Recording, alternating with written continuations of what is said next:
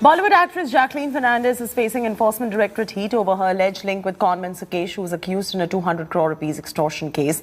The Sri Lankan beauty has already been grilled 4 times by the probe agency, and the actor has made some earth-shattering revelations during the interrogation. India Today has exclusively accessed ED's questionnaire to Jacqueline and her answers. ED asked Jacqueline, "Did you receive any gifts from Sukesh?" Jacqueline replied that she received 3 Gucci bags, 2 Gucci outfits, a pair of Louis Vuitton shoes. Jacqueline said that she also received 2 pairs of diamond earrings, multicolored stone bracelets from Sukesh. Jacqueline also admits of getting a Mini Cooper car from Sukesh, but later gave it back to him.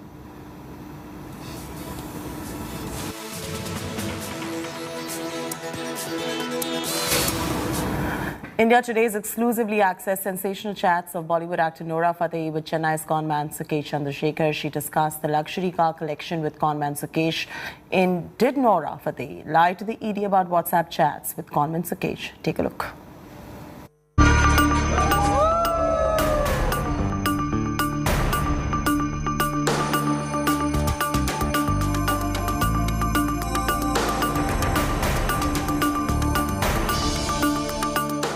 Bling, blackmail and Bollywood. The Congate scandal with Sukesh Chandrasekhar at the centre is getting murkier by the day. After Jacqueline Fernandez, now heat on Bollywood actor and dancer Nora Fatehi is intensifying. For months now, Nora has been linked to conman Sukesh and accused in a 200 crore rupees extortion case. India Today has exclusively accessed sensational WhatsApp chats between Nora and Sukesh. The chats reveal Sukesh and Nora discussing luxury cars.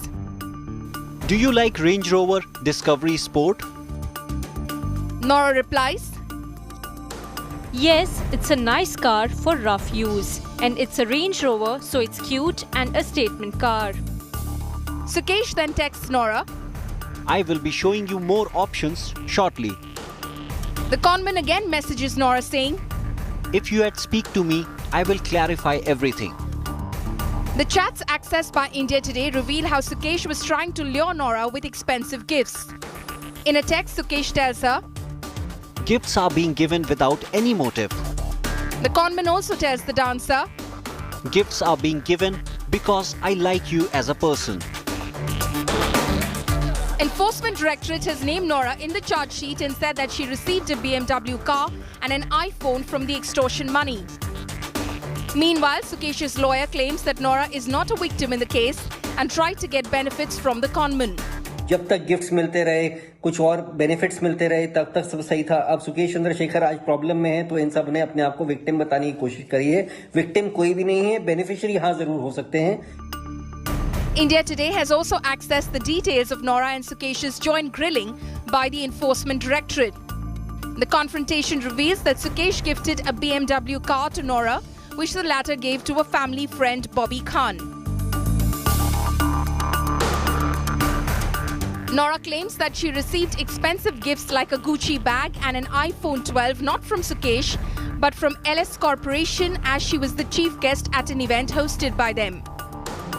Even while in Tihar jail, Sukesh has been running his extortion racket, say sources, who have revealed that after bribing jail officials, he met with at least 10 actors while imprisoned.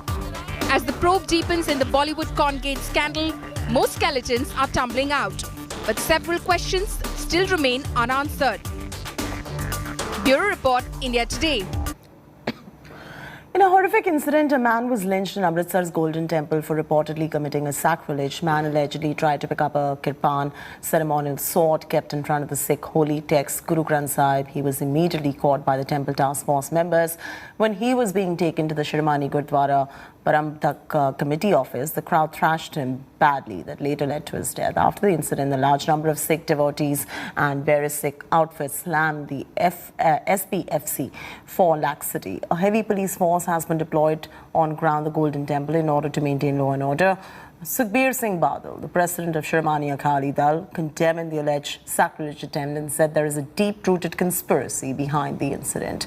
Delhi Chief Minister also condemned the incident, saying it could be a conspiracy and culprits might get the harshest punishment. Meanwhile, Punjab Chief Minister Channi has ordered a probe. Prime Minister Modi is going to be visiting Goa today to participate in Liberation Day celebrations. He's going to be attending the function at Dr. Shyama Prasad Mukherjee Stadium at 3 p.m. He's going to be facilitating freedom fighters and veterans of Operation Vijay. He will release the special cover and special cancellation to mark the commemoration of Indian Armed Forces freeing Goa from Portuguese rule. He's going to be sounding off the poll bugle, will inaugurate multiple development projects, including the renovated Fort Aguara Jail Museum, super speciality block at Goa Medical College, New South Goa District Hospital, Aviation Skill Development Center, and many other projects. His visit is coming ahead of the assembly elections in the poll-bound state next year. 30 दिसंबर तक मुझे मौका दीजिए मेरे पास।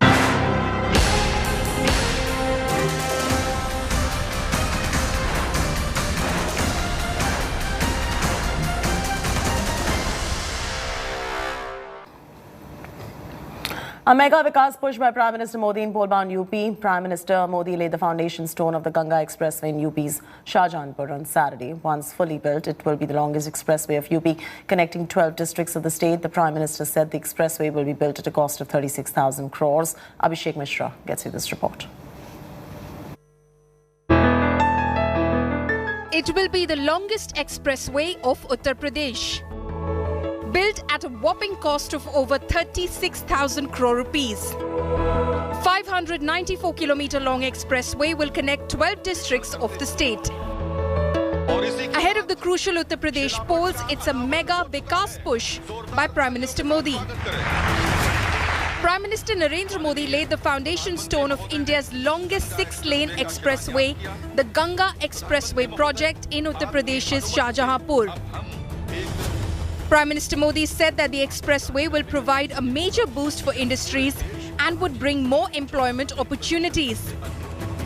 ये Ganga expressway अपने साथ इस क्षेत्र में नए उद्योग लाएगा, अनेक रोजगार, हजारों नौजवान के लिए अनेक नए अवसर लाएगा. The Ganga Expressway will connect Western UP to Eastern UP and other states. Starting near Bijoli village in Meerut, the expressway is till Judapur Dandu village in Prayagraj. It's very important with the fact that how Prime Minister Narendra Modi has been giving a space to the development projects, be it Purvanchal Expressway or the other projects, and this is the model. It will look like that in future when the project will be completed. Like other expressways of UP, emergency takeoff and landing of aircraft will be done on this expressway too. For this, a 3.5-kilometer long airstrip will be built in Shahjahanpur.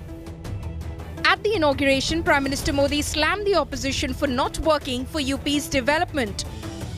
पहले ऐसी बड़ी परियोजनाएं कागज पर इसलिए शुरू होती थी ताकि वो लोग अपनी तिजोरी भर सकें. And lavish praise on Chief Minister Yogi Adityanath. बीते 4-4.5 साल में योगी जी की सरकार ने स्थिति को सुधारने के लिए बहुत परिश्रम किया. यूपी प्लस योगी बहुत है उपयोगी.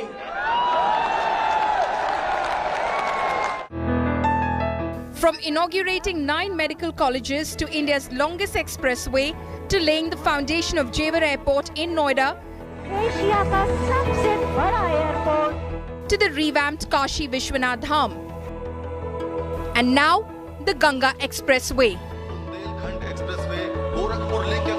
Prime Minister Narendra Modi is on an inauguration spree just before the UP polls. Double engine की सरकार में यूपी का बढ़ता हुआ सामर्थ्य हम सभी देख रहे हैं.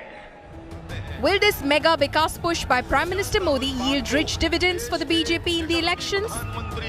With Abhishek Mishra in Shahjahanpur, Bureau Report, India Today. And getting you all the latest as far as political Pradesh is concerned. BJP big guns to hold rallies in poll-bound UP. They are going to be sounding off poll bugle.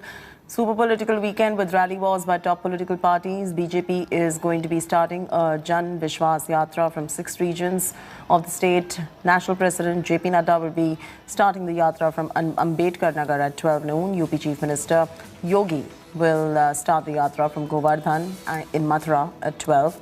The 6 Jan Vishwas Yatras from 6 different locations are going to be held in the state like Bijnor, Mathura, Jhansi, Ghazipur, Ambedkar Nagar and Balia.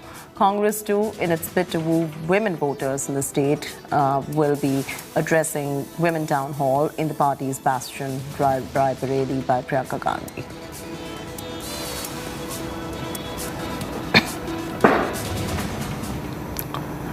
More than 2 years after Lok Sabha debacle, Rahul Gandhi is back in his erstwhile bastion, Amethi, flagging off the Pratigya Padyatra in poll-bound UP. Rahul and Priyanka went all out, bashing the Bharatiya Janata Party. Take a look.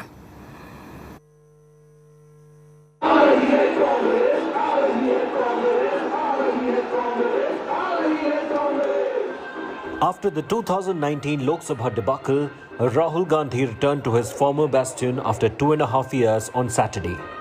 Flagging off the Pratigya Padyatra in poll-bound Amethi with sister and Congress General Secretary in charge of UP, Priyanka Gandhi by his side, in a hope to cement Congress's feet ahead of the assembly polls next year. आपने मुझे राजनीति सिखाई है, आपने मुझे सबने मिलकर रास्ता दिखाया, तो मैं आपका धन्यवाद करता हूं। Rahul Gandhi slammed the BJP over several issues, including India's border dispute with China and the farmers' deaths at protest sites. The Hindu versus Hindutwawadi jibe too made it on the list. हिंदुत्ववादी जो होता है वो सिर्फ झूठ की राजनीति करता है, उसको सच्चाई से कुछ लेना देना नहीं, उसका काम सिर्फ झूठ का प्रयोग करना और झूठ के प्रयोग करने से जनता से सत्ता छीनने का होता है। Rahul even mocked the Prime Minister's recent Varanasi trip and taunted his Ganga dip. पहली बार मैंने जिंदगी में देखा एक आदमी स्वयं गंगा में स्नान कर रहा है। मैंने कभी पहले देखा नहीं, शायद इतिहास में नहीं हुआ कि एक आदमी जाकर बाकी सबको परे कर दिया, योगी जी को हटा दिया, राजनाथ सिंह को बाहर फेंक दिया, पर नहीं भैया। Sister Priyanka was not far behind. Training her guns at the Saffron party, she went all out blaming the Prime Minister for shielding the Lakhimpur accused. Lakhimpur Kheri में क्या हुआ? किसानों को परियों के गाड़ी के परियों के तले मारा गया। किसने मारा? और किसके साथ मंच पे खड़ा होता है वो? किसके साथ मंच पे खड़ा होता है? आज तक उसको किसने बर्खास्त नहीं किया है? Amethi had been a Congress stronghold till Rahul Gandhi lost to Smriti Irani in 2019 by over 50,000 votes. The Gandhis' 6-kilometer-long foot march in Amethi on Saturday was a people-pleasing, Modi-bashing attempt to thwart BJP's efforts to secure a second straight term in the constituency. The big question is, can Rahul win back his home turf? Bureau Report, India Today. With less than 2 months left in UP elections, battleground UP is heating up. AIMIM Chief Asaduddin Owaisi said that the BJP won't sack Minister of State for Home, Ajay Mishra Teni, because the party needs Brahmin votes. Owaisi further alleged Teni conspired with his son, as a result of which 4 farmers were killed in Lakhimpur Kheri. The politics in the election-bound state is in full swing. Owaisi further claimed that Muslims will never be safe under BJP. He said that because of BJP, Muslims are seen with suspicion, in which turn destroying businesses belonging to Muslims. So Owaisi also raised the question why Muslim shrines in the states like Ajmer Dargah are not being revamped. और उस साजिश के नतीजे में उनके बेटे ने अपनी गाड़ी से 4 किसानों को रौंद दिया, मगर नरेंद्र मोदी जो अपने आप को बड़ा बहादुर वजीर आजम कहते हैं, वो ब्राह्मण समाज को नाराज नहीं करना चाहते और टेनी को अपनी कैबिनेट से नहीं हटाते। क्यों नहीं हटाते? क्योंकि अगर मैं इसको हटाया तो उत्तर प्रदेश के ब्राह्मण समाज के लोग नाराज हो जाएंगे।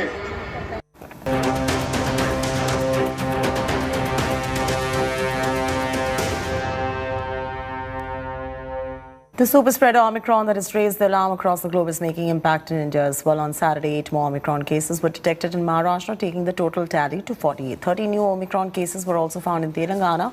Total Omicron cases in Telangana is now 20. India has over 120 cases of super mutant variants, with Maharashtra leading the tally. Omicron scare earlier prompted the Maharashtra government to impose prohibitory orders till 31st December. Section 144 had been imposed across the state. The state government also banned all big Christmas and New Year events in view of the situation. The government cited Mumbai being a transit hub for imposing strict curbs. Omicron has sparked global fear. More than 90 countries have reported cases related to Omicron so far, with new countries reporting cases of the mutated virus. A debate for booster dose reignites. Is booster dose the only solution against Omicron? How effective are vaccines against Omicron? Why Omicron is more transmissible than Delta? Our next report gives you all the answers. Neha Murdani with a special report.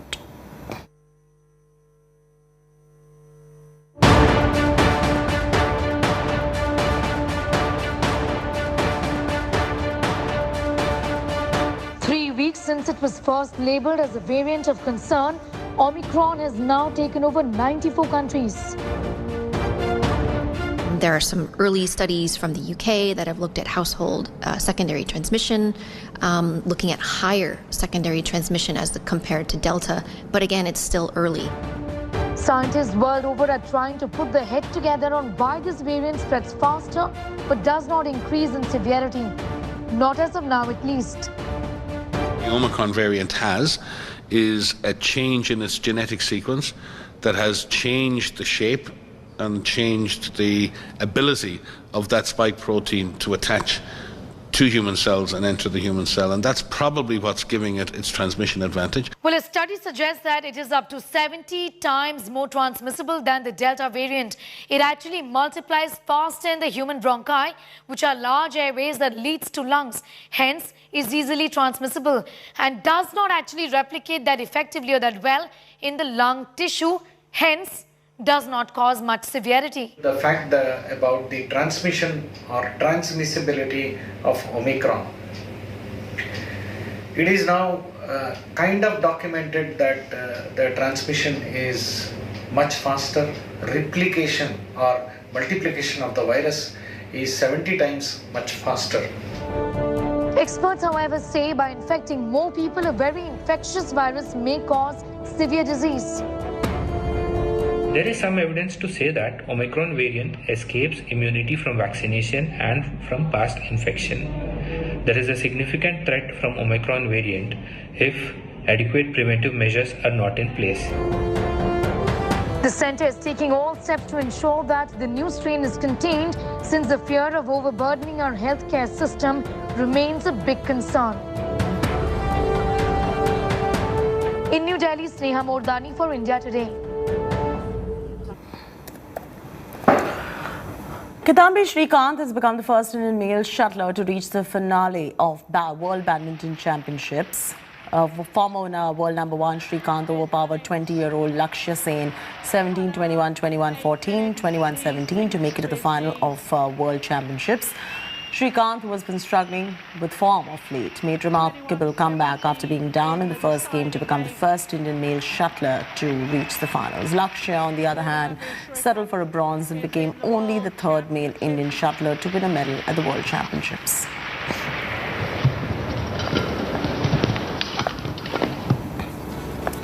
That's it from me, Chaiti Narula, on this bulletin. Keep watching India Today.